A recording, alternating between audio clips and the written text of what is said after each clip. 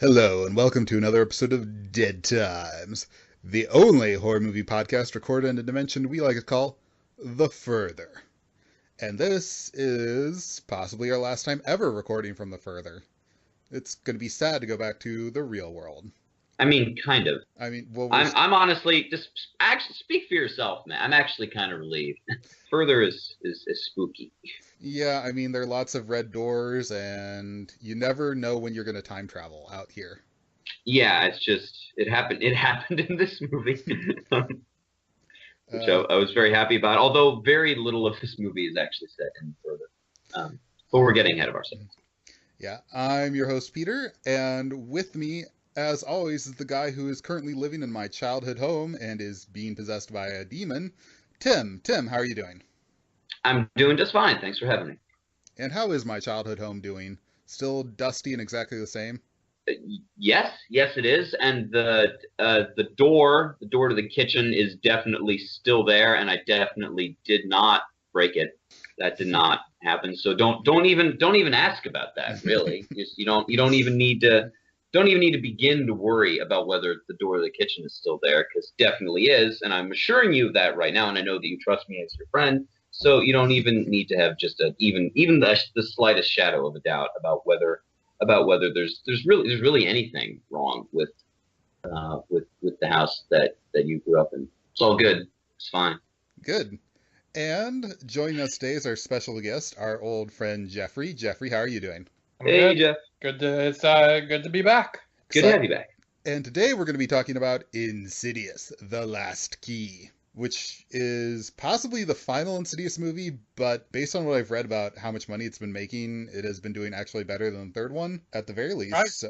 So who knows? Maybe we will finally get Elise Ghost Detective like we have wanted. Please. I mean, it didn't seem like it had too much of an air of finality about it. So I could definitely see them doing another movie. It had a sense of closing a circle to it. Certainly, but I could definitely. I feel like one more movie would be perfect. Like again, and since we're caught up to the present now, the one more movie set after the first two, I think would really round out the franchise in a really nice way. The end of this one did suggest a possible way to go about doing that. So Yeah, which is the same way that the third movie suggested it might go about doing that, and the way the second movie suggested it might go about doing that. mhm. I've said, I think, several times over the course of doing all the Insidious movies that I would hate for the series to end without Elise fighting the demon from the first movie. Yeah, that's gotta happen. It's what it's all been building to, man. Like, and now, and after the second movie, Elise is basically an angel. So Yeah, but there's always someone. There's often a dead person who comes and helps them out in the further. So no reason by the logic of these movies that can't happen. I think we do have to give it up for Lin Shaye, who has turned in a remarkable performance, both in this movie and all the movies leading up to it. Absolutely, and this one in particular. I think this is her best performance out of these movies. Well, and it's really the only one in which she is unquestionably the star. She was essentially the star in the third movie, but we still had some other characters that were that you could kind of default to and say that they're the main protagonist. Whereas there's nobody else that you could say that about here. This is Elise's movie. Mm-hmm. Yeah, well, she takes the lead about halfway through the third one, but this one it starts Exactly. right off with her, and there's no mistaking that this is her story through. Exactly, and I think it's maybe my favorite out of the series in large part because of that. Because I think Elise is, by a long way, not just the best character, but really the strongest element in this whole franchise. And just the more that the movies have relied on her, I think the better they've gotten. I think that this movie, 100%, the degree that it works is entirely due to how good Lin Shaye is in the role. Because I think that there's definitely some clunky dialogue and... Oh yeah. But I mean, there are moments of clunky dialogue in all of these. And which we've talked about. Sometimes Elise has clunky dialogue. And that's not Lin Shaye's fault. That's Lee Wannell's fault.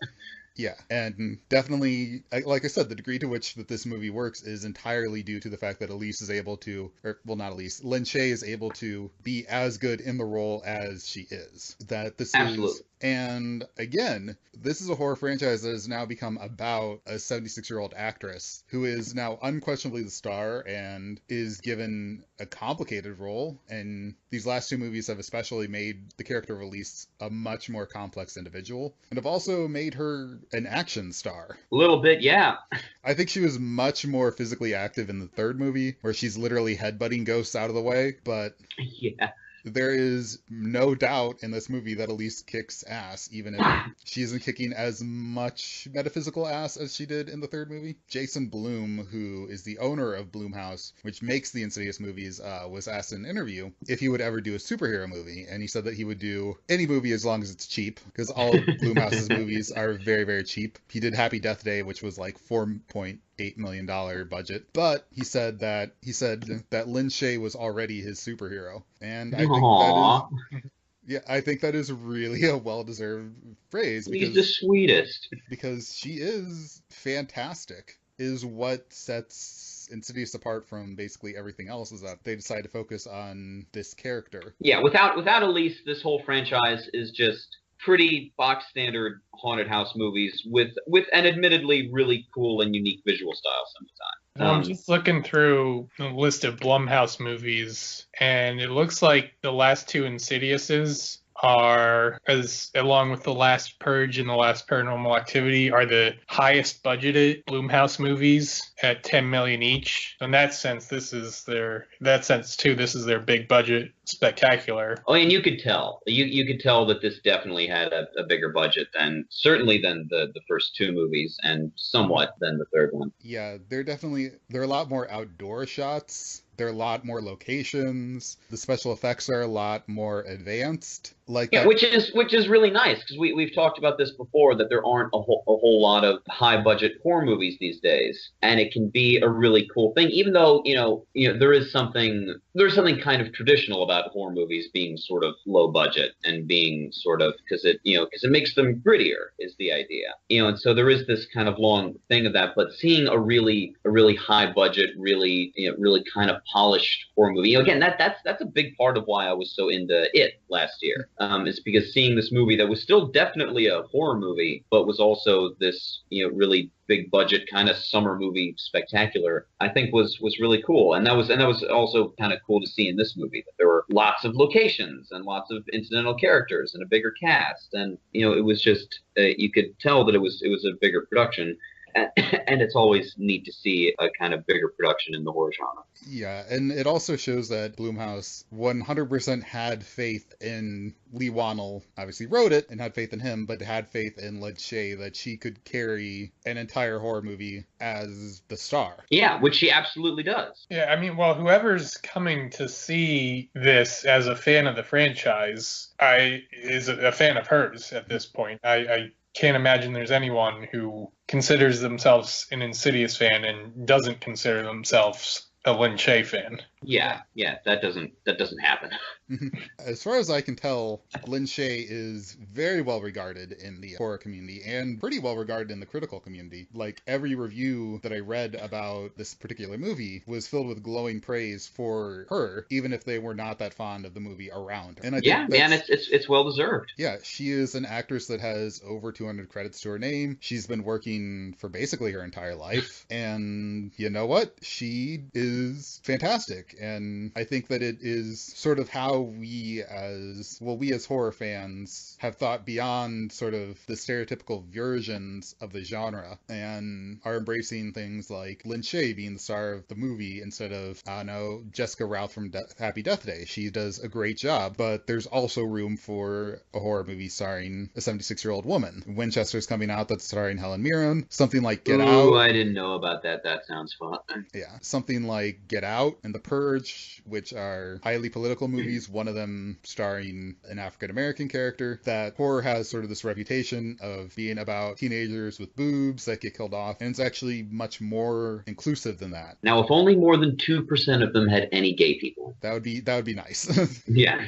Well, out gay. That's a callback to a discussion you listeners might not have heard, Sal. But it's just, yeah, I think one of the things that horror is not lauded for is its kind of progressive nature. Like, there are plenty of progressive horror movies and plenty of movies that trade in tawdry exploitation and sexualizing female characters, but it's so much more than that if you actually sit there and embrace the genre as a whole. Well, the tawdriness, both the tawdriness and the political aspects, they're two sides of the transgressive coin. Mm-hmm. And so many horror filmmakers have that transgressive or punk side to their personalities, and they'll sneak their subversive tendencies into their movie, and they'll be able to get away with it because the popular image of a horror movie, is just something cheap and all these jump scares. So the mass audience doesn't preemptively reject any radical politics or subversive elements of that nature. Yeah, and I mean, absolutely, and that's something that we'll talk about a little more later in this month. But that's something that's also really common in one of my favorite genres, which is children's movies, because children's movies also have this image of being kind of simplistic, and so people can be dismissive of them, and that allows creators, again, to sort of sneak in stuff under the radar that can be really strikingly progressive if you pay attention to it. It's very much the same thing here. Yeah, like how Paddington is a story of a refugee. Exactly,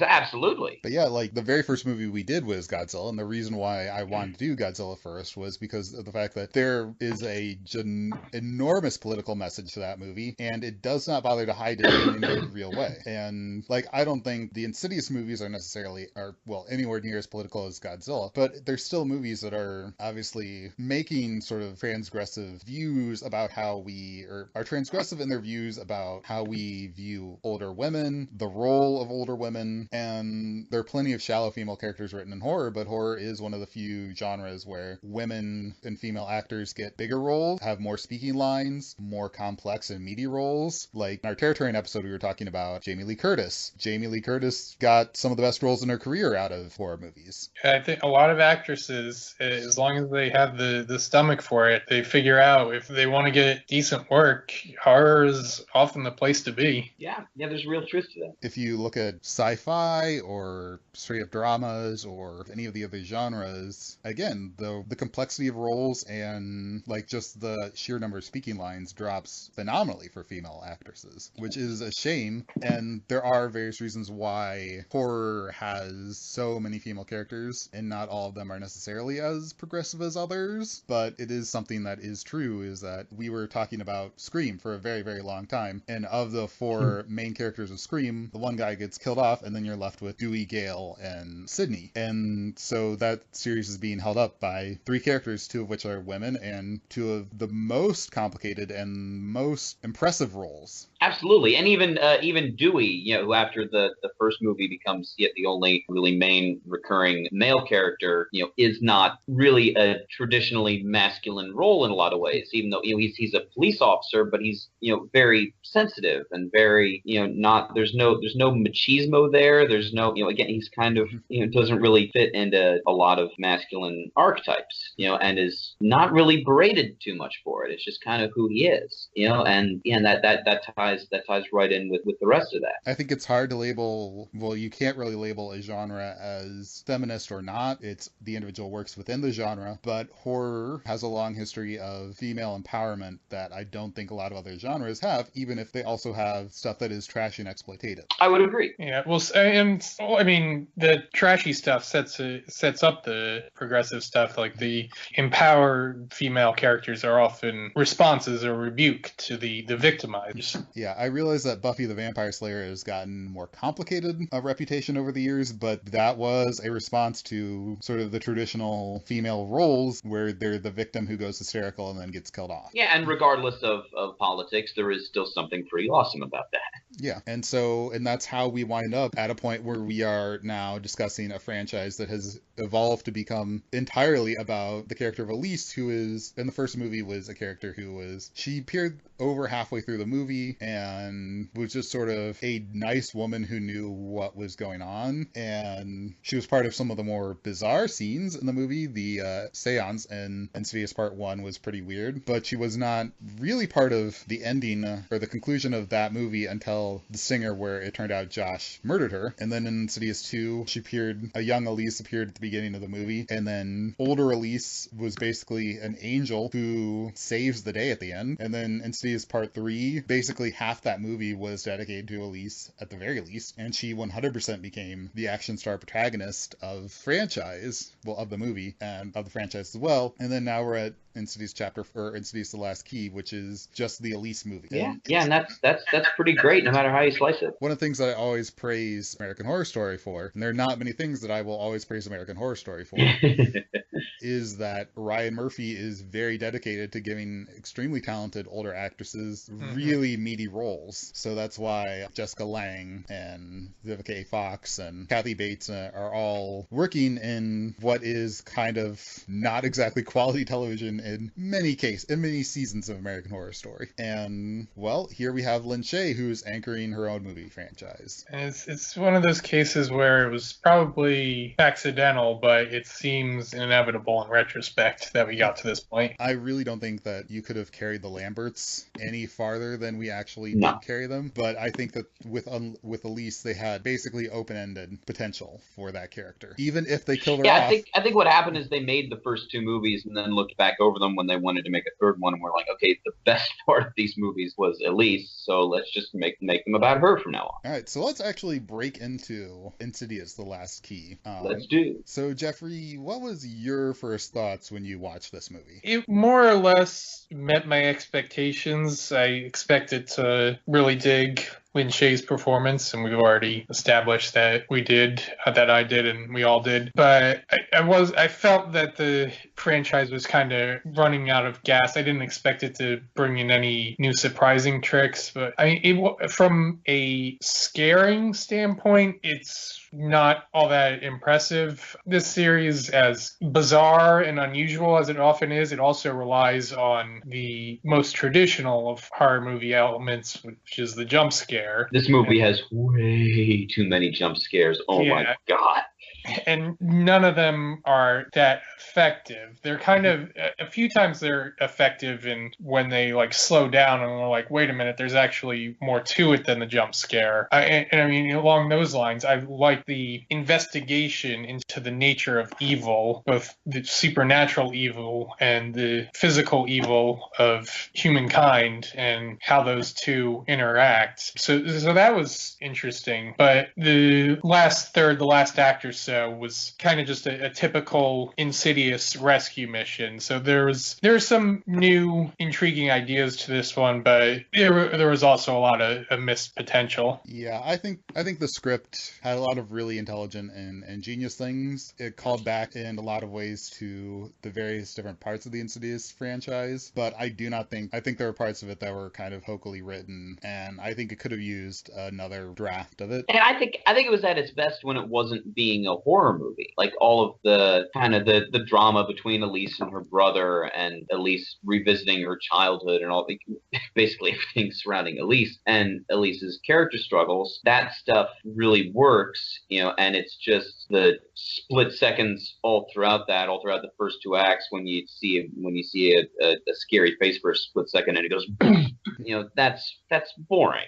And it's especially boring for movies into this particular franchise, which has done stuff like that a lot, but it's also, especially in the first two movies, and out of those, especially in the second one, avoided that in a lot of cool ways by just having there be a ghost on the screen and it not be a big deal. And in fact, having it take a little while for the characters to notice. That's different. And that's, I think, this might be just an objective filmmaking thing, and it might be just just because of the saturation with jump scares, but I think that's a lot more unnerving. And so I actually found the climax, which yet structurally is absolutely just another Insidious climax, but when Keyface, is just this known entity just moving around that people are dealing with, I think that makes him a much more unnerving presence than, just seeing him literally for one frame, accompanied by a stinger and a gasp, and then he's gone. Because that doesn't last with you. It gets a physical reaction out of you because it was a loud noise, and so you're gonna shake a little bit, but then it doesn't. You immediately get over it, and you're like, okay, we're fine now because the jump scare is over.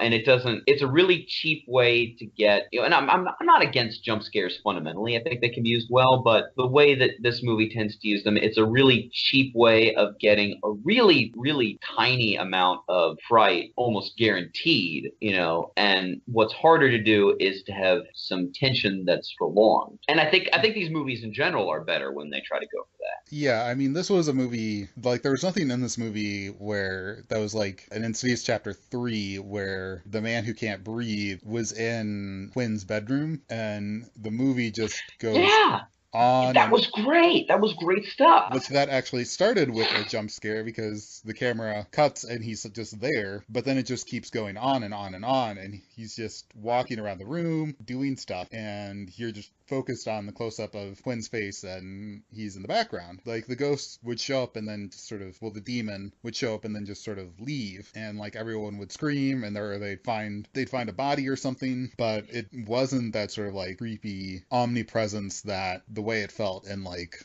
Insidious Chapter 3. Yeah, I would agree. And I would say, in retrospect, so far, the man who can't breathe is probably the scariest Insidious villain. Insidious 3 might not be the scariest Insidious movie. That's still probably the first one, I guess. Just because at that point, the climax was a bit more novel, and just all the weird shit that they were doing with the mannequin people and the kind of proto Stranger Things Black Void. That was all a little bit newer at the time, and that was really unnerving. And I don't think any of the subsequent movies, with maybe the exception of the third one, have been as unsettling as that first one. So that's kind of a weakness of the franchise, which is, I think, mostly made up for by its strengths, which we've gone over already a little bit, because most of its strengths center around its central character. Well, let's get into the movie itself. The movie is set in New Mexico, at where Elise's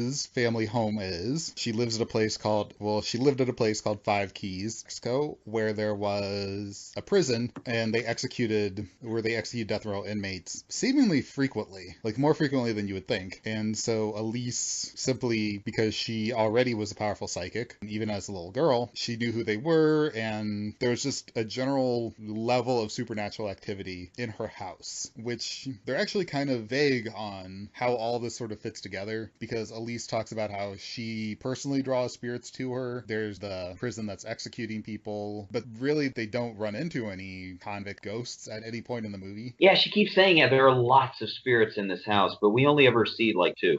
But little young Elise, she has a brother and she has a mother, but her father is a hard-drinking asshole, I guess would be the appropriate term. Yeah. Alcoholic, abusive, Hates the commies. Right. Yeah, everything's lovely 50s in this flashback, and Elise's mom thinks that she's special and she has a gift that she should use for the betterment of humanity, but her father attempts to beat it out of her, like physically with a rod, and then he pulls what seems to be a direct reference to Carrie. When Elise won't say she doesn't see ghosts, he drags her to the basement where he locks her in. That's why that was familiar. Yeah, that's Carrie, isn't it? Mm-hmm. I didn't even think about that. I mean, you can never underestimate the influence of Carrie on horror from the moment it was made. Yeah, clearly. Like, the motif of abusive parents locking people in a room seems to be pretty common. Yeah, and I mean, with the comparison to Carrie, I would have liked some more nuanced explanation for just why Elise's dad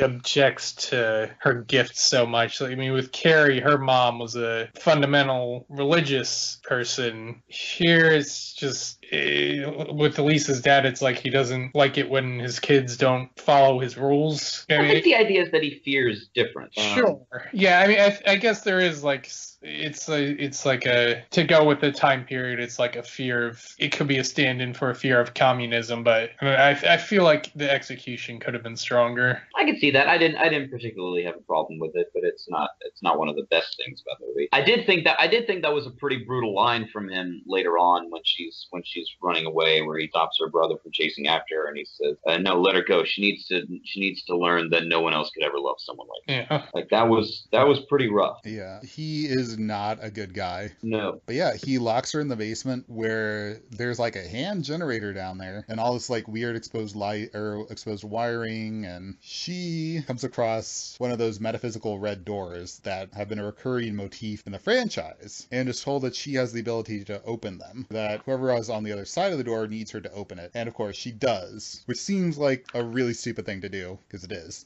Yeah, not a very good decision. I don't know, I really do wish that there was something more to Elisa's opening of the door than we were actually given. Yeah, and I get what they were going for, that it was sort of indirectly the dad's fault, that Elise was the one with the ability to do that, but her dad put her in a place where she would be inclined to do that, so it is meant to be the fault of her dad's fear of that which is different, that indirectly let this thing come into the world. So I get what they were going for, but it wasn't super clear cut. Yeah, and I get that it was very, very similar to Josh's backstory. Like, I think it was intentionally supposed to parallel Josh's backstory, that you have this kid with a psychic ability and they don't have the best judgment about how to use that ability. And so, like, things that want to take advantage of them can take advantage of them. But I don't think the entity that was on the other side of the door was as seductive, has sort of the wrong connotation to it, but was really offering her something that she wanted enough to overcome how obviously a bad idea this was. Yeah, you got to, in this day and age in which we're so used to scenarios like that where people are tricked in that kind of way, you gotta put a little more of a spin on it just for us to buy that this character would be tricked this way. You know, you kind of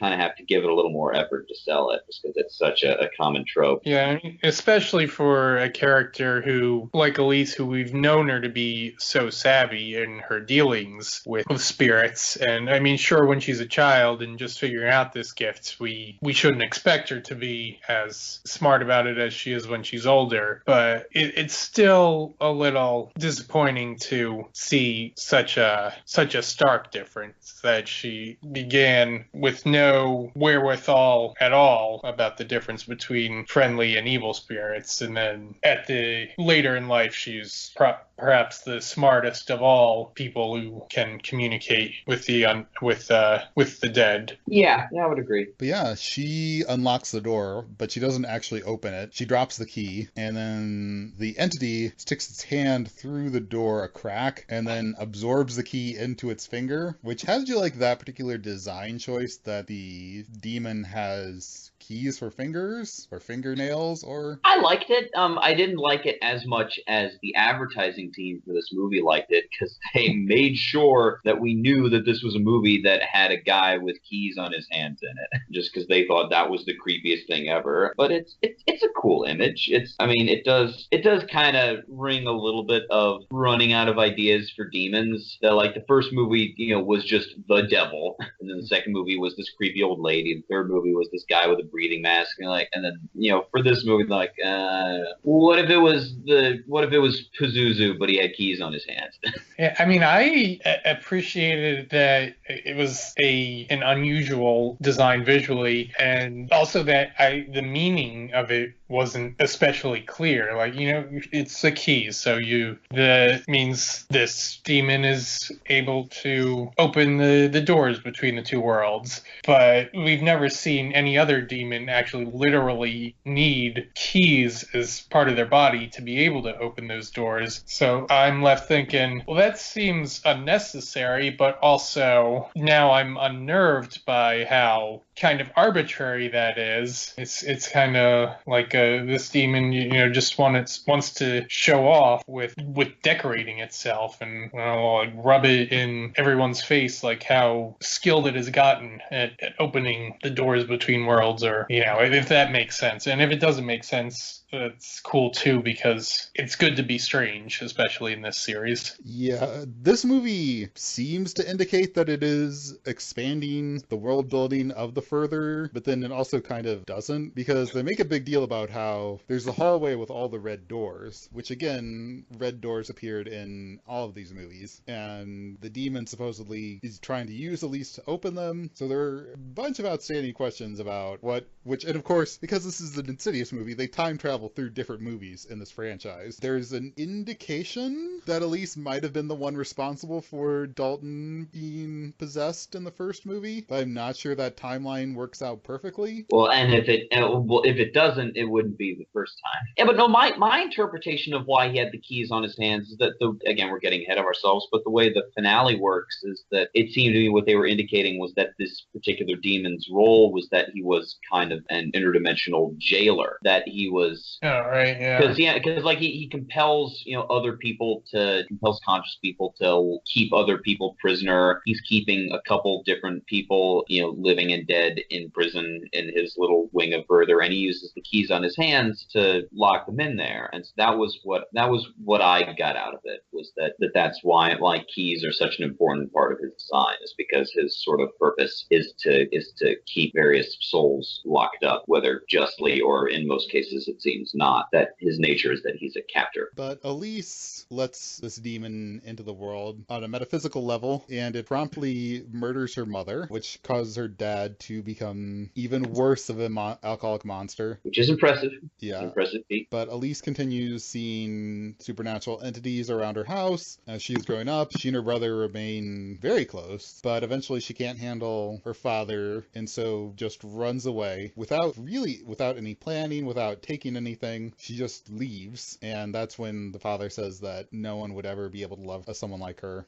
And then from there we move on to the present. But so what do you think about all this backstory for Elise? It's a good setup for the job that she's called for, that calls her back to her home. Yeah, I mean, it's the actual scenes from her childhood I wasn't that enamored by, but I think they were useful for the payoffs that happened in the present day scenes. I liked those scenes. I thought those scenes were pretty well done, especially the first one. I thought the prologue for this movie was really well done, was probably the best scene overall in the movie, or one of the best. It's not the most original backstory for a character with what are essentially superpowers. It's, we've seen that kind of story a lot before. So for a handling of what is kind of an unoriginal story, I thought the backstory was depicted pretty well. What I liked about it especially is that it sets up the non-supernatural theme of this movie, which is that Elise is reconnecting with her family, which was a really good payoff from Insidious Chapter 3, because Insidious Chapter 3, we meet Elise in the aftermath of her husband's suicide. Which is not mentioned once in this movie. No, it feels like it should be mentioned once, but if you think of it as a franchise as a whole, there is a significant reason why Elise is so sort of motivated to reconnect with her brother and her brother's children. Yeah, I guess that's true. I didn't even think about that, but you're right. And it also sort of frames her relationship with Bex and Tucker in a way that I hadn't really ever considered before, about why she sort of immediately became so deeply enmeshed with these two guys, as she did in the end of Insidious 3, and now throughout Insidious Chapter, The Last Key, is that she has sort of a void in her life where a family would be, and that's why she's so willing to put up with them, even though in this movie they're kind of huge creeps. Yeah. I wasn't sure how much the movie wanted us to think they were creeps, or how harmful their creepiness was meant to be. Maybe with Tucker, he was definitely clear that he was putting some of them off, but with Specs, it was like, oh, he's charming, he's He's just awkward, and and he gets the girl at the end of it. I'm not sure how self-aware this movie was about how creepy Specs and Tucker were coming off at various points in this Yeah, I have movie. my doubts about that. Particularly since it's written by Lee Wannell, who plays Specs. Yeah. Yeah. Which I think actually Tucker comes off better in the movie because of the fact that he winds up coming off far more interested in food than in the women. He has yet another scene of showing up to a client's house, midway through through a chocolate bar. Although his haircut in this movie is a lot worse than in any of the other movies. But you know what? It helps explain why Elise is hanging out with these two guys, which they like Elise because of the fact that she is an actual psychic. She gets them actual real ghost cases. She's psychic, they're psychic. That was a decent running gag. I chuckled a bit at that. While Insidious Chapter 3 indicated what potential roles Elise saw in them, I think this movie helps develop why Elise is basically allowing them to live in her house rent-free and is spending all of her time with these two guys who are like less than half her age. And probably combined less than half her IQ. Yeah, probably. Although, once again, I have to marvel at the fact that spectral sightings are not the most famous people in the universe because they have so much evidence of the supernatural. Yeah. I mean, it seems like, honestly, because, like, except for like, that one scene with Josh in the first movie, skepticism of the supernatural has never really been a driving force in these movies. Everybody's pretty quick to accept it. So I guess just in this universe, it's been a thing long enough that, it might not be accepted scientific fact, but it's not hearing about a haunted house that people might have a slightly different reaction to that than they have, in our universe, which is to immediately assume that it's bullshit, because it is. Which you would think would be sort of inevitable with, a universe that clearly has this many interactions with the beyond as the universe of these movies. Yeah, I mean, you can't assume that these four cases are these four cases might be the single best cases for the supernatural with the most evidence of them, but there have got to be plenty of other examples of supernatural occurrences happening in this universe because it can't literally just be this couple of times that they just happen to get lucky and get all the evidence they could ever possibly want and never happened anywhere else. Especially when, the further isn't exactly constrained by the normal rules of space and time. Yeah, I mean, we were talking about in Insidious Chapter 2 about what if Josh, he does have a conversation with his past self, but like, what if Josh ran into his past self while he was moving through all these different time travel movies? Elise just shows up and like has a lovely conversation with herself via time travel, and it's honestly not clear which Elise is time traveling to where, or if they're meeting in the middle. Yeah, whatever would constitute a middle. What does meeting in the middle mean for time travel? The time travel rules for this franchise are so far beyond me. We might have to do Back to the Future to try and figure out if we can use that as a springboard for diagramming how time travel works in Insidious. I don't know. I just finished Steins Gate a little while ago. I think I'm burned out on having to make time travel diagrams just to follow the stories I'm consuming. Well, I mean, from a storytelling standpoint, it's a pretty elegant arrangement, at least within each individual movie, where it's like the past and the present meet up by the end where they need to for everyone to be rescued. Yeah. Essentially, yeah. And the less you question that, the better. And the less the movies question that, the better. Because if the movies had to go out of their way to justify everything that they want to do that involves some timey-wimey, wibbly-wobbly stuff, then I imagine it would get so bogged down in that so quickly, and the whole thing would just go off the rails immediately. Yeah, I mean, on these movies on an emotional level, on a thematic level, they make sense. It's just that when you actually sit there and go, wait a minute, how does that work? Why does that work? You're left with trying to puzzle out. It's incredibly bizarre logic. Yeah, and I mean, I think it can justify itself by saying, yeah, this realm operates on different bizarre rules, but even just accepting that we can't really understand it, you still have to accept the high degree of coincidence then. So at this point, we move forward to the present. Well, actually, no, not the present. I think the end of Insidious Chapter 2 would be the present. We move to the more recent past than the previous past. We move to the present of this prequel.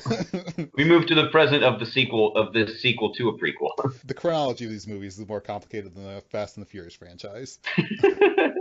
All right. Well, we move to where most of the time period where most of the action of this movie is going to take place. And Elise is settling in with Specs and Tucker, and she gets a call from a guy who needs help. And he calls from Five Keys, New Mexico, and she realizes that it is her old house. And at first she declines to help him, but then she decides the next morning she has to help him and reveals to Specs and Tucker that this is her childhood home and that she let something evil into the world and it is still there. And she tells them that she's going to face it alone. And so the next morning as she's about to leave, they show up in a giant bus with spectral sightings on the side and agree to... I did really love how that was a sort of aborted movie line that she makes out like this is going to be the one that I do alone, but then both of her sidekicks are like, no, fuck it, we're coming with you. And then she's like, okay, you can go. I did kind of like that. Yeah, I mean, it was cute. Like, it would generally suck if Elise attempted to do all this by herself. So I think it's like a nice thing that she's making the attempt, and then they immediately are like, no, we're gonna go with you. But yeah, so they go to her old home, and the guy living there, Ted Graza, played by Kirk Acevedo. Is there anyone besides me who often who tends to associate Kirk Acevedo and John Bernthal in their minds? I feel like they're the same type. Like they both started on genre shows from the past 10 years. Kirk Acevedo, or well, not necessarily started, but I think that's where I first became familiar with both of them. Kirk Acevedo was on Fringe and John Bernthal was on The Walking Dead. And I think both of them left those shows after like 2 or 3 seasons. I first became familiar with Kirk Acevedo when he was on Oz, which I was a huge fan of Oz. I would have been like George Michael's age, George Michael from Arrested Development when that was originally on. Yeah. That it kind of passed me by a bit. Yeah, I'm a baby. I don't know what you guys are talking about. Oh my god! All right, Oz was an HBO... I know what Oz is, but I didn't watch it.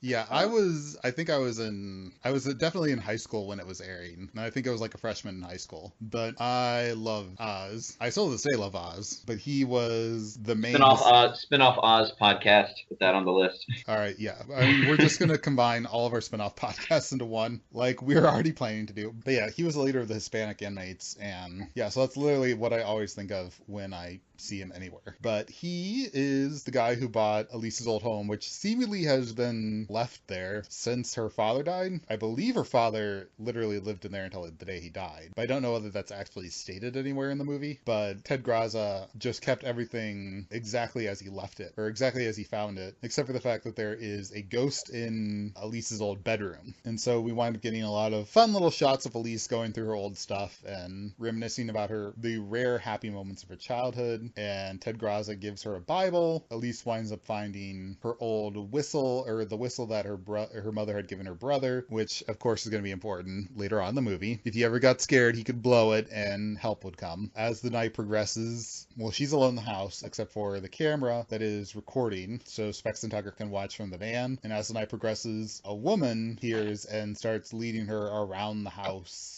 It's the ghost of a woman that she saw when she was young. It steals the whistle from her. And did we go over that? Did we go over the whistle? I mentioned it a little bit, that she finds a whistle that used to belong to her brother and that her mother told her brother, which the whistle is obviously going to be really quite important. That honestly might have had like a giant neon sign pointing to it that's just foreshadowing. Yeah. This is going to be important. I mean, you can pretty much tell. It's practically the MacGuffin of this movie. Yeah. I mean, you can pretty much tell where the whistle is going the moment they talk about it the first time. Yeah, pretty much. And they made sure to make it as high pitched as possible so that it was impossible to be missed. Yeah, but it's not annoying. It sounds like Tom's Tank Engine. But yeah, so after she has this encounter with the female ghost, they basically call it a night, and then they're going to start up again the next night. And then Elise goes to a diner with Specs and Tucker, and she keeps trying to talk to these 2 young women, and Specs and Tucker keep interrupting her to hit on them, which is the scene where they were being creepy before, or that we talked about before. But it's eventually revealed that they are the daughters of her brother, and her brother shows up, and then they have a giant fight where Elise's brother reveals that she she abandoned him with their alcoholic father, and she obviously didn't care about him or whatever, and that his daughters are not to speak to her anymore. But the one daughter, Imogene, reveals, I think this is where she reveals that she also has psychic powers. So what do you think about the little family drama that we get into, starting here, but carrying out throughout the movie? I liked it. Again, this is what I was saying earlier, that I think this movie's strengths are not, for the most part, its horror aspects. That I thought Elise's relationship with her brother, even though her brother isn't in the movie very much, but just her arc of trying to reconnect with her own family, I thought was, for the most part, handled really well. Her nieces are not the most well written characters, and they're not terribly interesting in their own right, I thought. But the story that they're a part of this family that don't really know each other, trying to come together, I thought that worked pretty well. I mean, the way their first meeting played out was rather interesting, where Elise just thought something looked familiar about the two girls who it turned out were to be her nieces, and I thought Elise was being strangely forward with them. They didn't seem to be too put off by it. I'm like, well, is this because it's a small town, so people are just friendlier to each other? But I think there was meant to be an implication. Well, even though they don't know that even though they've never met each other, there's some underlying familiarity where they can recognize something about themselves in each other. And yeah, I definitely think I have a soft spot for this sort of family reunion scene, and it tapped into that for me. Yeah, and I have a soft spot for that stuff too, which I think is a big part of why I ultimately did enjoy this movie. Yeah, I mean, it was weird and awkward, which is what family is most of the time. Yeah, but I like the fact that the movie definitely made it as awkward as humanly possible for everyone involved by having Specs and Tucker be so creepy. And Elise is honestly kind of creepy too, because she keeps trying to talk to these women, but she has literally at least as presented in the scene, she has no reason to be talking to. And I think that her reconnecting with her brother is a pretty strong storyline. Again, I think it's the best part of this movie. It gives the movie a lot of emotional heft, although I kind of hated Imogene on principle, who is the daughter who is psychic, because it felt like they were doing a younger, sexier version of Elise, and I was terrified that the movie was going to go that way.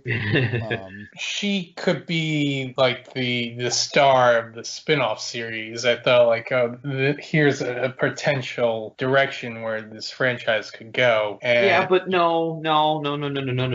I'd be okay with that only so long as if they decided to jump ahead 40 years into the future and have Shaye play Imogen.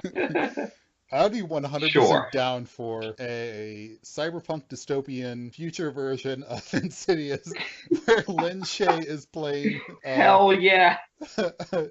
Hells yeah. No, Lin Shaye is going to play two roles in this, because she's going to play Imogene as a retired psychic, and she's also going to play Elise the Angel. Yes. The script writes itself. I mean, it is genius. I mean, she might as well play every character. Man, between this and our Elise Ghost Detective show, the Insidious extended universe that we've been fashioning on this podcast is really starting to shape up. All I can say is that I am down for more Lin Shaye and more weirdness.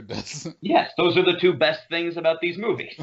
If there was more of both, they would be even better, and they're already pretty good. But I was kind of, I don't know if impressed is the correct word, but there really isn't a big passing the torch type of thing going on with Imogene and Elise. No, it seemed like it was more of a circular callback thing, not to Elise as she is now, but to child, frightened, confused, not knowing what to do with her gifts, Elise, that we see in the flashbacks. That we were meant to draw a connection between those and not between Imogen and Elise as she is now. Imogene might be as theoretically powerful of a psychic as Elise is, but she's clearly not as good at the whole ghost hunting thing as Elise is. No. And I think that there are some minor hints around that Imogene might have the potential to become sort of as powerful figure for good as Elise is. Clearly, Elise is a superior person, as she is in literally all these movies. Imogene is now the fifth psychic that has appeared in these movies, and all of them have been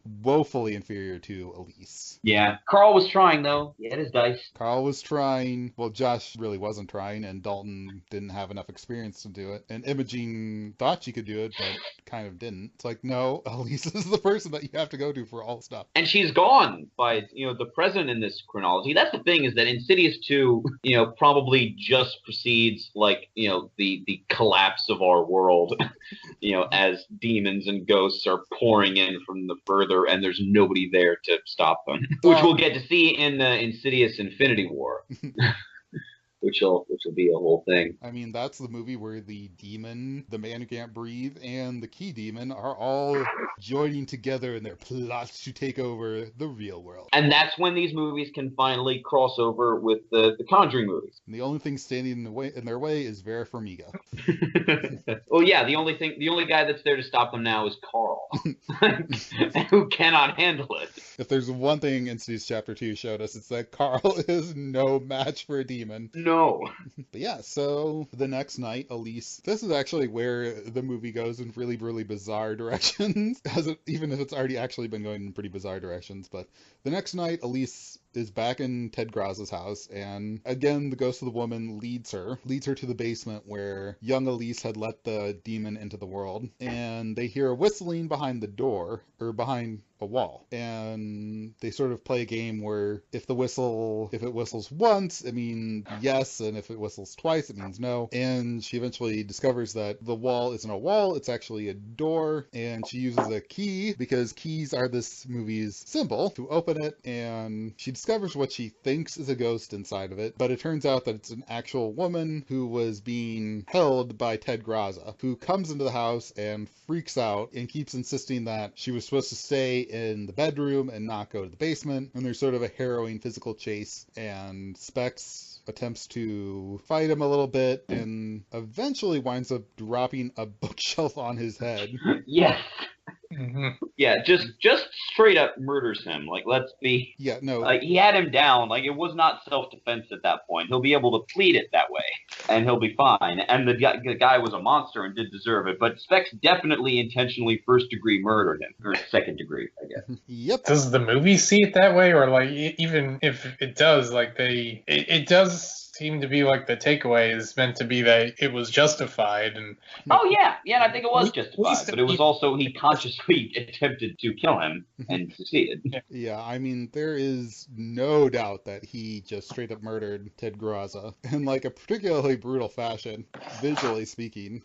And I think it gets complicated because of the fact that what we find out later on. Yeah, I know what you're referring to, and I have my own piece about that. They kill the guy and they save the girl. So what did you think about this whole middle section here about where Elise is discovering the torture dungeon and saving the girl and all that stuff? I mean, I'll give it this. I didn't know where it was going, and it is cool to me that in the middle of this, ghost and demon movie that, like kind of in the climax of the second movie, that there is this, very physical threat that shows up all of a sudden, because it does kind of throw you off your balance a little bit, because, there are different sets of rules that go along with that, and Elise is as awesome as she is not as invulnerable to physical damage as she is towards metaphysical damage. So I thought that was an interesting and kind of a unique way to bring in a new kind of tension for that particular scene, which is kind of the midpoint of the movie. So I think that they pulled that off pretty well. Well, I like to reveal that girl tied up was an actual alive person. Well,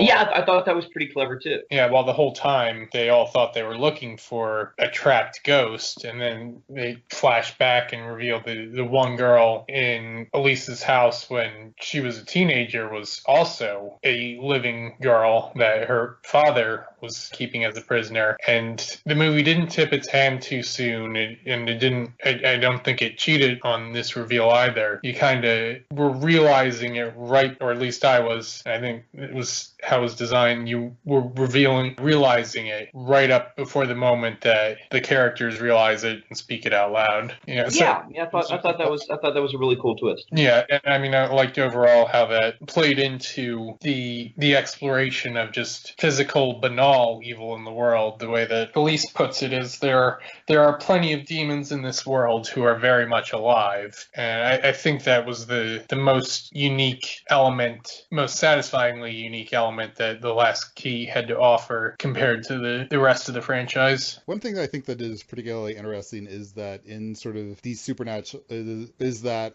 like this is genre hopping in a way that at least up till this point has been in sort of a supernatural horror movie, and then suddenly she realized that she's actually in a slasher movie. Yeah. And Yeah, the characters kind of. have to adjust to that. Yeah, that's kind of what I was saying earlier about the rules change all of a sudden. And I think that is interesting because, again, we got a little bit of Josh being a creepy serial killer in Insidious Chapter 2, but in both Insidious and Insidious Chapter 3, there really wasn't particularly much physical threat to anyone. It was all spiritual threat. And now, and this movie really sort of mucks around with your perception of the difference between sort of a spiritual threat and a physical threat. Yeah, exactly. Which is a good thing to do in this sort of movie because, you know, our scary demon guy looks very physically threatening, you know, when he is a presence on screen. And so you kind of want to be a little off your guard as to how much of what kind of damage he can do to people. And so having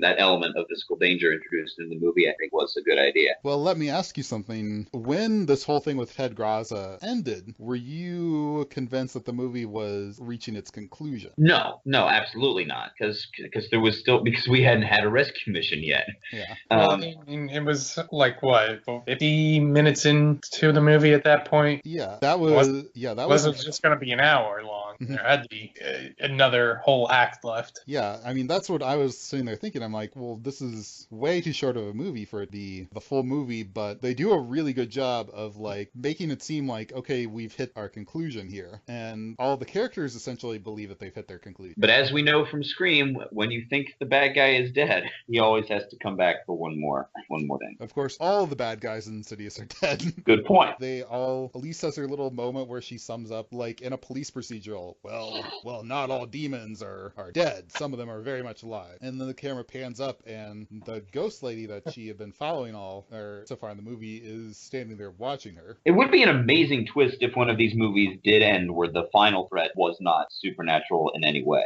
Which I think that's something then, which we talked about this in our Insidious 3 podcast, was that we enjoyed the fact that her husband didn't die from anything supernatural at all. Yeah. And I think that there's a very sort of rich vein of story where Elise is dealing with something that is much more mundane than these other dimensions and demons and spirits. Like, again, there is an interesting story in there somewhere where Elise is just working as like a police psychic, the way in Stephen King's Dead Zone, the character from that is working as. But yeah, so with the death of Ted Graza, for some reason, they don't declare the house a crime scene, even though there was literally a kidnapped woman in the basement and his dead body was in the second floor where he had just been decapitated by a bookshelf, because Elise's brother and his two daughters are like the very next day going through the house looking for like whatever they want. Yeah, I don't really know how that works. I mean, I think we were just supposed to assume that the police department in this town is terrible. Yeah, which would be weird since it was a town that at some point it seems that its entire economy was based around a prison. I mean, because they are definitely questioning Elise while all this is going on. Yeah, and again, that scene where she's being questioned, she, you know, very truthfully explains to the guy interrogating her what she does and what she deals with, and like the guy doesn't particularly have a problem with it. You know, he doesn't. You know, there's no "you expect me to believe such and such" moment. He just kind of goes along with it. So as again, that and some other stuff leads me to believe that the existence of the supernatural is a little bit more widely accepted in the universe of these movies than it is in ours. It would certainly explain a lot. It's hard not to draw that conclusion based on his behavior. Like, I mean, you could say, like, maybe he doesn't himself believe in all the presence of demons, but he does believe that, or he does accept that Elise believes that, and that accepting her version of the events is the best way for him to get to the truth of the situation. Yeah, exactly. And Elise is way more honest with him than Renee was in Insidious Chapter 2, where she was just like, oh, well, then something happened, and we found her dead in our living room. Like, Lisa's like, so I was wandering around looking for ghosts, and I found this girl in the basement, and then a guy tried to kill me. Yep. Yeah, I guess That works. Honesty is the best policy, something like that.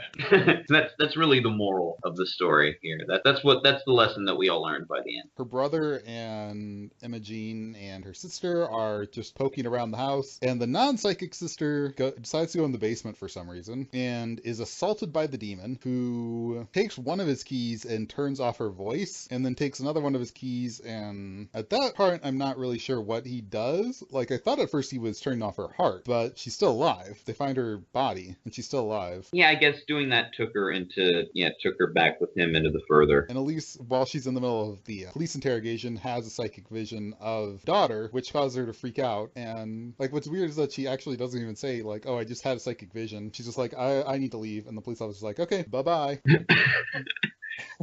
Yeah. Like, right. You know what? That would actually be like a really convenient excuse to get out of anything you didn't want to do. It's the Sean Spencer method, is what it is.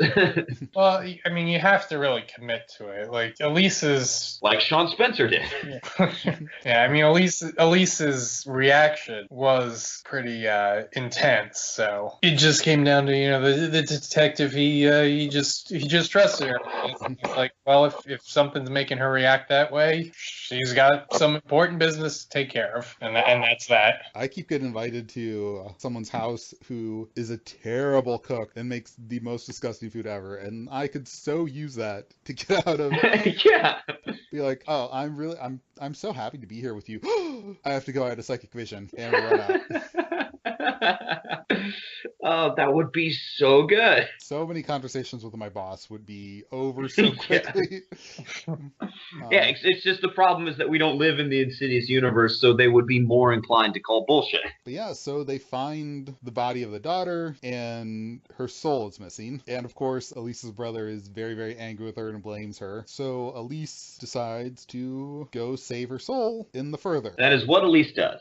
I mean, that's literally what she has done in every single one of these movies, is that someone's soul is trapped in the further and she puts them back in their body. That's what spectral sightings is there for. But yeah, and the further is a little less black voidy in this movie as opposed to junky looking prison. Yeah, and a lot of it wasn't a black void in the last one either. That was more in the movies about the Lamberts. In the last one, it was mostly a creepy version of that hotel. It was more like the Upside Down in the last one. I was actually going to say is that it seems like the Upside Down might have been taking a few keys from Insidious and a few keys. Yeah, I mean, I'm certain that next season of Stranger Things will have a demon with key fingers in it. There you go. Yeah. Stranger Things definitely has basically taken a whole bunch of things from the horror genre and actually several things like superheroes and sci-fi and just all shoved them together. So it honestly wouldn't surprise me if Insidious was something of an influence on the Upside Down. Peter, are you implying that Stranger Things is some kind of pastiche? That's ridiculous. I mean, I would never say that Stranger. I've never heard that anywhere. I would never say that Stranger Things is an homage to the point of blatantly stealing Stephen King's work. I mean, I'm just not going to sit here and listen to somebody say this shit about one of the most original and unprecedented works of our time. Kidding. I was kidding, guys. Yeah. I don't Believe me. have to watch that fight. I love Stranger Things. I'm not gonna give it shit either. But so Elise and Tucker start investigating the basement, they're looking for the red door so that they can go through the red door. But instead they're led to this weird sewer pipe that is apparently literally in the middle of their house. I have no idea what that machine was, nor what the pipe could possibly be. I guess it was air conditioning, maybe, because there was a fan and there was no water in the pipe. So it is way too big for like any household pipe. It had to be built that way for demon access. Whenever the house was built, the bylaws were really favorable to the undead.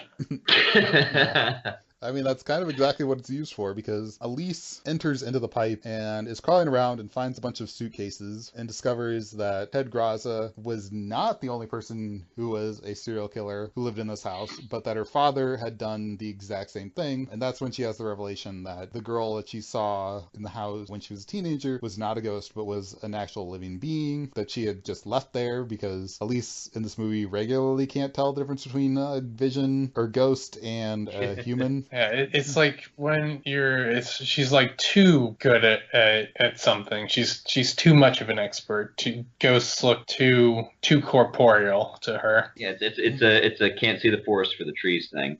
But that is also the moment in which we find out by implication that dear old Ted was acting under the influence of this demon, which is why he was holding this girl prisoner. In which case, we maybe shouldn't feel so totally good about the fact that one of our heroes smashed his head with a bookshelf. This is kind of a callback to Josh when he was being possessed by a serial killer. Ted mentioned something about how he can hear the demon talking to him constantly. Well, one thing I wondered was, is Ted just a decent guy who's being possessed, or is the implication here that those who are possessed are the ones who are targeted for possession? Are they the ones who have more evil tendencies than the average person? I don't think the answer is there clearly, but I do think it's left there for us to examine. Yeah, I mean... Yeah, I guess so. Because Lisa's brother is never targeted for possession, which he was there for as long as their father was. But we don't have, like, anyone living in between when the Rainiers were living there and when Ted was living there, who might have been more spiritually strong enough to fight off the effects of this demon. And we never actually meet Ted's ghost. Yeah. Why is that? It seems like he would have shown up. Well, it seems that would have been a very Insidious sort of move. Like he would either be in the house because pretty much everyone's still in the house, or he would be in the demon's metaphysical prison. Yeah. I don't know. Yeah, but it seems like well, again, he's another spirit in this house, so he will be alluded to but not seen in this movie. He's just now another one of that multitude of ghosts that we have it on Elise's word are in this house, but that we will never get to actually see. But yeah, that scene in the pipe, I had such mixed feelings about it because it was a pretty tense scene, but I think it was only tense because I was just anticipating the jump scare that eventually happened just every second. I was like, okay, it's going to be when she opens this suitcase. It's going to be when she closes the suitcase. It's going to be when she pushes that other suitcase over. Just everything that she did. I was, waiting for Keyface to appear in front or behind her and go booga booga booga. So I guess it accomplished its job because I was on the edge of my seat, but I was on the edge of my seat waiting for the dumb jump scare, which did eventually happen. So I don't know if that's good filmmaking or bad filmmaking. Well, I thought it was interesting that the way that the whole thing is set up is that Elise is going through the suitcases and then a camera is moving forward through the tunnel behind the suitcases, so it looks like something is coming at her. And of course, every time she puts the suitcase down, there's nothing there. And then eventually the jump scare is coming from inside the suitcase itself. Yeah, but also she's afraid of what's in front of her. And every time somebody in these movies thinks there's a ghost in front of them, it suddenly appears behind them and gets them in a chokehold. At least she doesn't get slapped around as much as Renee does. This is true. It would hurt in this movie to get slapped by the bad guy. He's got keys on his hand. Electric keys for some reason. Which are extremely sharp, too. He's a little bit Freddy Krueger, except Freddy Krueger with keys. I did like that his hands were electric because it seems like there were connections being drawn between the prison that was actually there and this kind of metaphysical prison. And so, Keyface is this sort of embodiment of punishment. And, there's a lot of talk in this movie about the electric chair. So there's kind of a visual connection there that this thing, whatever it is sort of the spiritual equivalent of the electric chair, that he is the embodiment of punishment, which I thought was a nice little motif. So the demon pops out of a suitcase, attacks Elise, and takes her soul into the Further. And with Elise down, they're at basically the last psychic standing, which is Imogene, and she volunteers to go to the Further to try and rescue Elise. So Tucker hypnotizes her, and she astral projects into the Further, where she is met by the ghost woman who's been helping them all along, which this is by far the most helpful ghost that they've ever run across. Oh yeah, it's not even close. Which, I mean, that just goes to show that how inferior Imogene is to Elise, because if Elise was doing this, like, the ghost would not be helping her at all. She would have to, she would have to basically threaten or cajole the ghost into even the barest bit of help, usually with the ghost, screaming at her. But this ghost is literally laying down exposition. And here, Imogene, take this. This will be useful. And she finds another lantern, which is one thing that I've really liked about these movies, is the recurring image of the lantern lantern that is always sitting around somewhere when people are about to go into further so they can pick it up and take it with them. I mean, it's the same beat every time, but I like that kind of small recursion. At this point, the ghost is basically drawing Imogene a map to where she needs to go, giving her pretty good directions, bringing up MapQuest on the Google.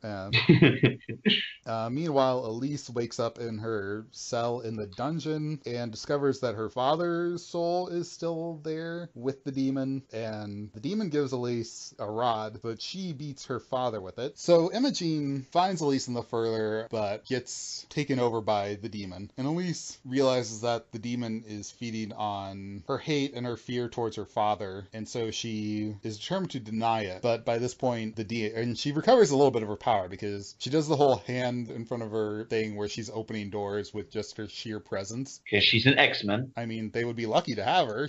Hell yeah, she would be the best X-Men, and she doesn't have like a shit ton of identity crises to go through. The demon takes Imogene and her sister, and Elise essentially agrees to exchange her soul for the souls of her nieces. In the middle of their struggle, she's able to grab the whistle that her brother had been given by her mother, and she blows it, and her mother shows up and just beats the ever-loving shit out of the demon. Because she's an angel, just like her daughter's gonna be.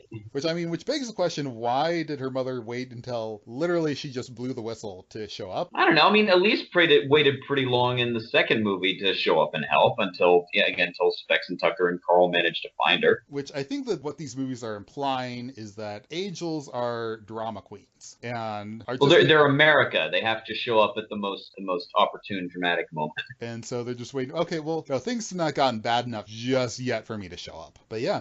Maybe they want to give the astral projectors an opportunity to take care of business themselves before they come in and save the day. Which I do like the fact that in the first movie it was a big deal that, a living person can beat up a ghost because of the fact that they're alive. And then now we're at, well, okay, no, certain ghosts, or angels, I guess would be the best way to put them, are even more powerful and can just wail on these ghosts and demons.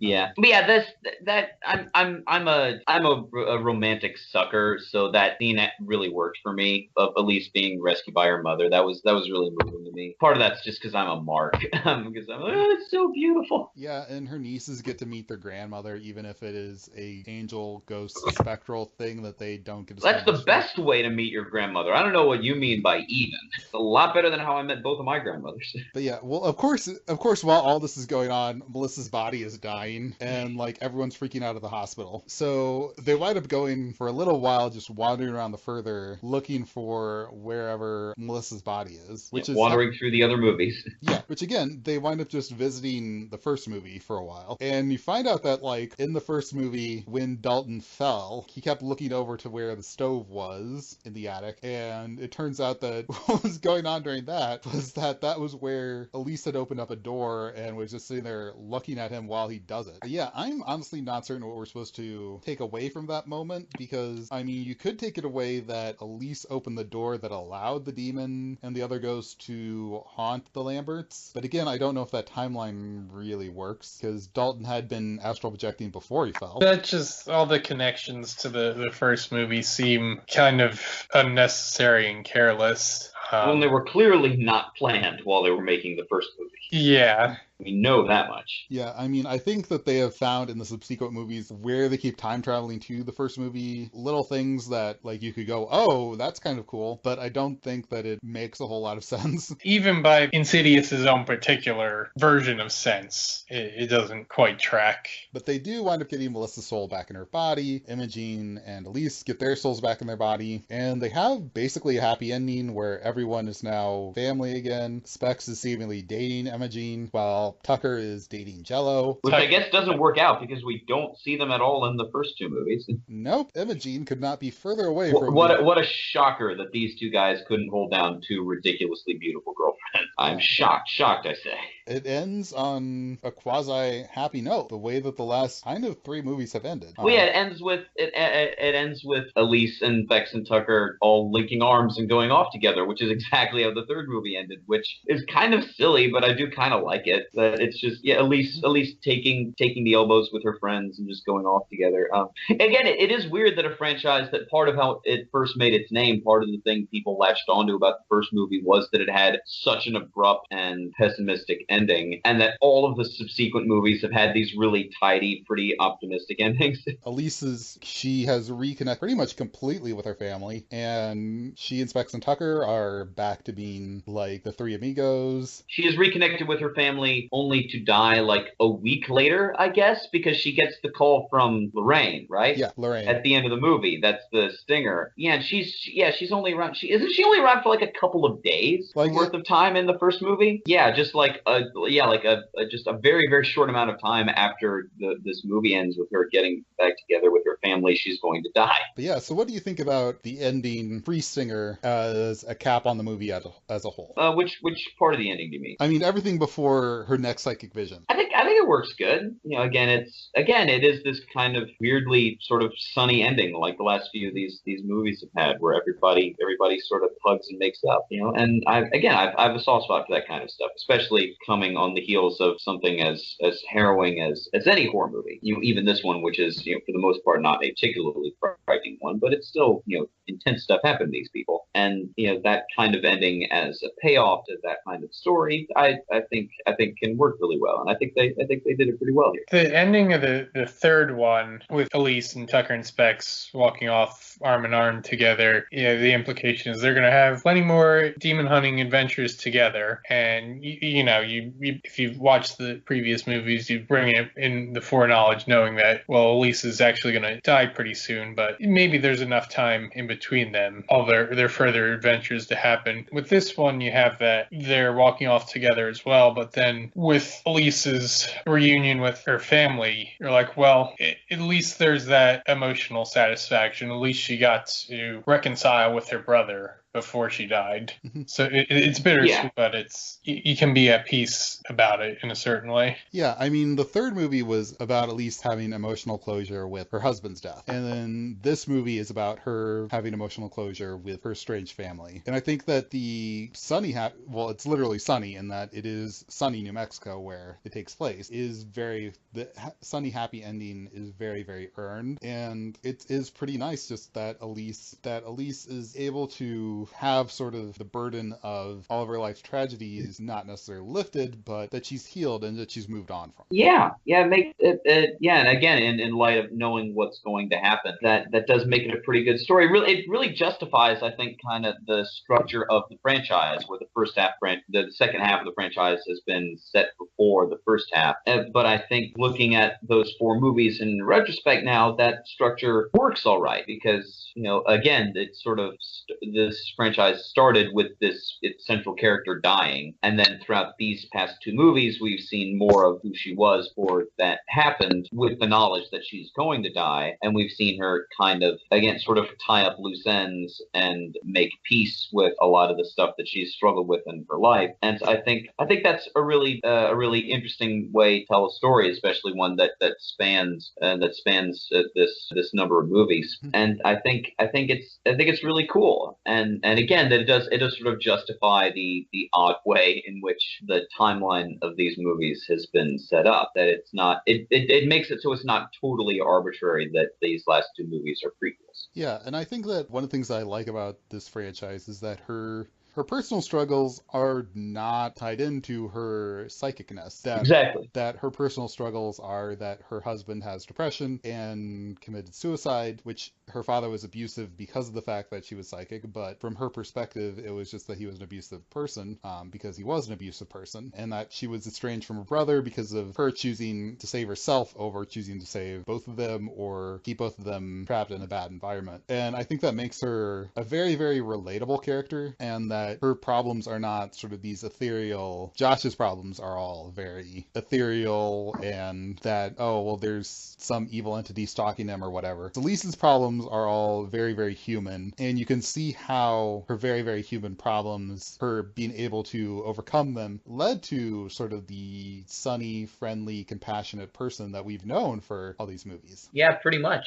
Yeah, I think that's just another really unique thing that has made this franchise really entertaining and really compelling in places. Which, particularly considering that in The Conjuring, which has been made sort of concurrently by the same people, Lorraine Warren's also a psychic, but her problems are all basically about her psychic powers. Right. And whereas Elise, again, she has these very, very human, and I think that makes her a much warmer character than I think Lorraine comes off of as, and a much more emotionally invested character than Lorraine in the Conjuring movies, even as good as they are. I think that it is somewhat of a weakness that all of their problems are so based in these sort of abstract powers that aren't particularly relatable. But all right, let's move on to our stinger, which is extremely unique in the fact that it is teasing a movie that has already been made. I would love to show these movies to someone out of order, to show them 3, 4, 1, 2. I think that would be interesting. Yeah, just to see if it made sense to them.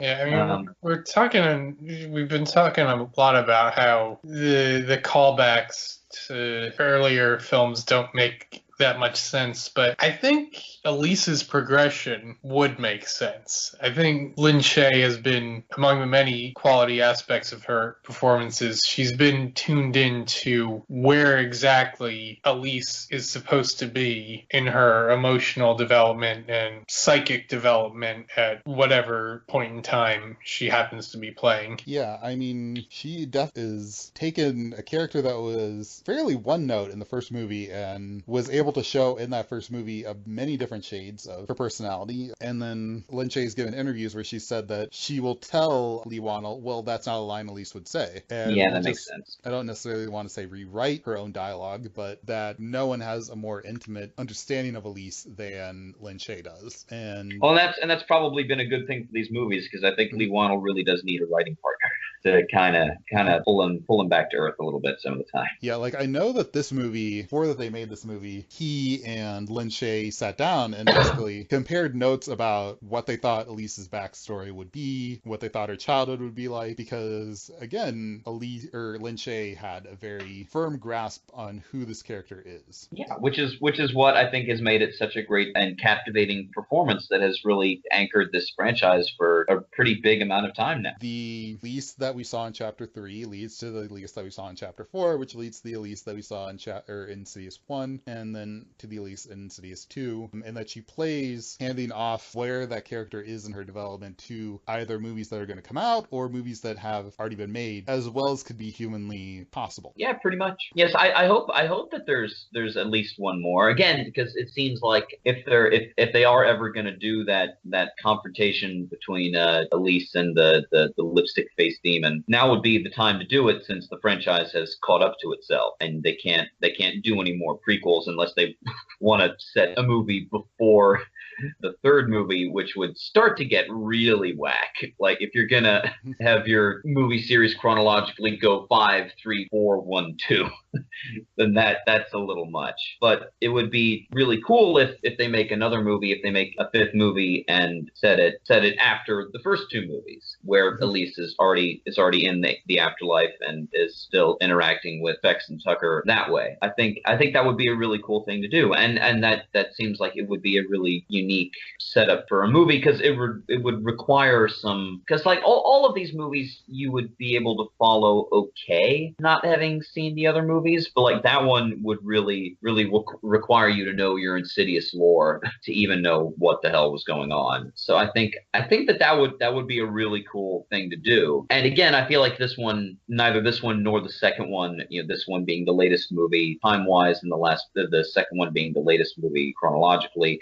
I don't think either of them ended on a real note of finality. That there's still none. We haven't even had sort of a Scream 3 ending yet, where it's like, okay, this is where we're definitively gonna leave this. I mean, we kind of said a definitive goodbye to the Lamberts, but I feel like we haven't really gotten okay, that's a point where we can leave Elise and Specs Tucker. So I would really hope that there is at least one more movie, kind of tie everything together and give everybody a good place to leave them. Yeah, I agree. All right. Like I said, this movie does the unusual thing of the fact that its Marvel Cinematic Universe style teaser is to the movie that's already been made and is already out. Yeah, which a long time. When did Insidious one? Was it 2012? 2011. 2011. Yeah. Okay, yes, that's 7 years ago.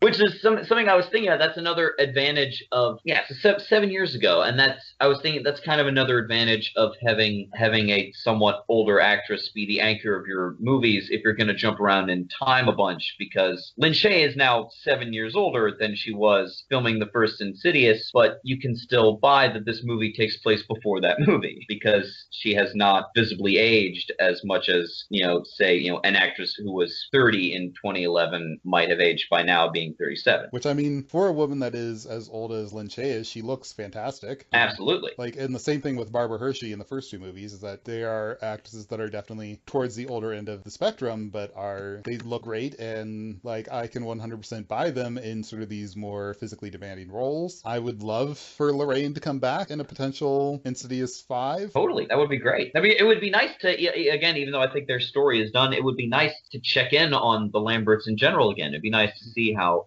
Renee and Josh are doing, even if I don't think there should be another movie based around them. All right, so what does everyone think about Insidious as a franchise? Its most significant contributions to the horror genre can all be found in the first one, and the most satisfying elements for the sequels mostly have to do with our connections with the characters, and we're satisfied in the later entries because of the emotional resolutions we get to see from them. In that sense, it's a franchise I have a lot of affection for because I have affection for the main characters, and its writers and directors certainly seem to as well. I think they're treated well, but I would say the first one's really the only one that I would point to as something that really impressed me. I think that Insidious has been subsumed, or that the place that Insidious holds within both the horror genre and culture in a larger sense has been taken over by the Conjuring movies because they were made by the same people, they had a bigger budget, they were more popular, and I think they were probably more critically acclaimed than most of the Insidious movies, if not all of them. But I think that Insidious has its own unique stake on horror as a genre. And I think that what sets Insidious apart from Conjuring movies is that Insidious is willing to take enormous risks that no one else would really be willing to take. Like the fact that Insidious, the entire concept of the Further is sort of an out there risk. Then you add in time travel and teleportation and some of the other more bizarre things that happen in these movies. And you have a franchise that is incredibly daring. And sometimes those risks fall flat, but an Insidious movie is always going to be entertaining and interesting and worthy of examination for the fact that it is trying to do something far beyond the scope of a traditional haunted house movie. Yeah, and I would tend to agree with both of you. It's funny, I was listening to what you were saying, Geoffrey, and kind of a running thing on this podcast is that we tend to tie everything back to Scream. And I was thinking you could kind of say a really similar thing about the Scream franchise, that the first one is the one that made a really, really big impact on the horror movie genre and the horror industry, and that the sequels really work because of the affection and the connection that people have for the characters, and that you're still sort of on the ride because of them. Yeah, which is for the most part how I view these movies. And kind of echoing what you were saying, Peter, I've said this in all of our episodes about these movies, that I do appreciate how weird they get and how kind of out there they're willing to go with their supernatural elements, and how kind of vague and unexplained they leave a lot of the stuff, and how sort of surreal, sometimes kind of darkly comic they get just with the ghosts and the demons that they bring into things. There's a lot of creativity there, and I appreciate that kind of oddball style being put into these movies that all start out like pretty traditional haunted house movies. They always take it in some weird and new and interesting direction. They're always experimenting, and again, some of those experiments fail, and not all of them have resulted in great movies. But I think the franchise as a whole has a lot to offer, and it would be cool if more of this kind of horror movie would take the sort of risks that this franchise does. Yeah, and I guess I would also agree with Geoffrey that the first one I think is definitely the scariest, which I guess makes it the best movie because it makes it the best horror movie. I think probably my favorite was the third one, just because I really enjoyed the story in the third one, and and I've really enjoyed these past two because I think the strongest, like I said earlier, the strongest element of this franchise is the character of Elise, and so I really appreciated the move the franchise made to really start basing the movies all around her, and so that I've really enjoyed that about both of these last two movies, and I think the third one had, if not a more compelling story, because I think parts of the story for The Last Key were really compelling, but I think the third one's story was a little tighter and just was a little more structurally sound, a little more cohesive. But I still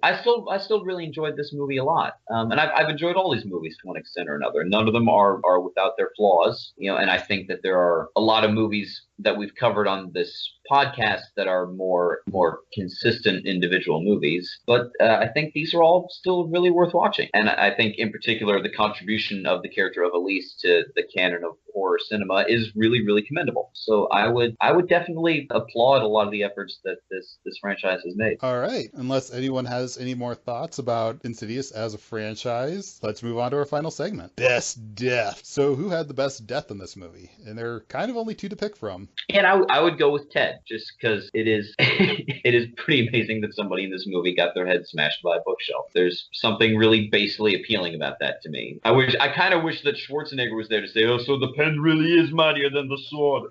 What about you, Geoffrey? What are you gonna go? I'd go Ted as well for just the suddenness of it, the shocking of it, and the aftermath of it. Just everyone's reaction to it, like with Specs being shocked that he had it in him to do it, Elise comforting him with the thought that now there's less evil in the world because of what he did, and then the police just being totally accepting of the self-defense explanation. I think I'm going to break with both of you and go with Elise's mother, because it is such immediate karma to her bad decision of opening that door, and it sets up for when her mother beats the hell out of the demon, which is very enjoyable. That is true. All right, so...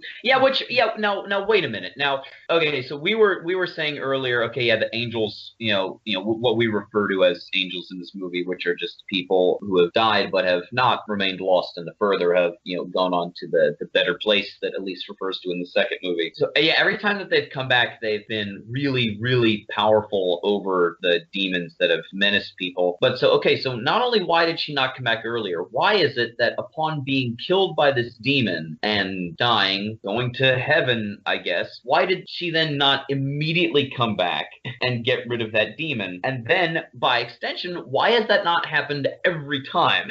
And why, out of fear of that, do demons still kill good people? That is a good Because surely question. they don't want to make more angels.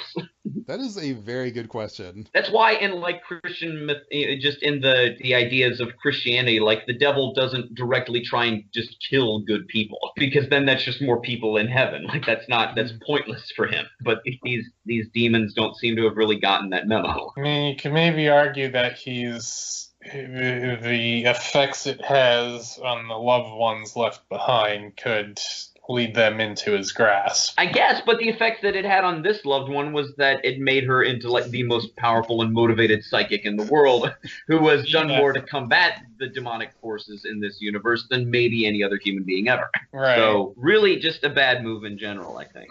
Yeah, I think this whole plot was kind of a miscalculation on this demon's part, because it's not like the demon got many souls in exchange. Got 2 souls out of this whole thing, Elise's father and Ted Graza. And for a brief second it had Elise Elise and Elise's niece. But I mean, like, it was kind of not worth the effort. Yeah, not a great plan. All right, so Geoffrey, where can people find anything that you've done? You can follow me on Twitter at jmoney. That's jmoney Malone. That's JMUNNEY Malone. Occasionally throw out some musings about movies, and I'm also the entertainment editor at newscult.com. You can read my review of Insidious: The Last Key and other movies. What did I give this? I gave it a 2.75 out of 5. I forget what metric I used, but I'm pretty sure I'm a 2.75 out of 5. Yeah, all right, so everyone go check out newscult.com and read Geoffrey's movie reviews. Good. Thank you for listening to Dead Times. I've been your host, Peter. I continue to be Tim. Pretty sure I'm Jeff.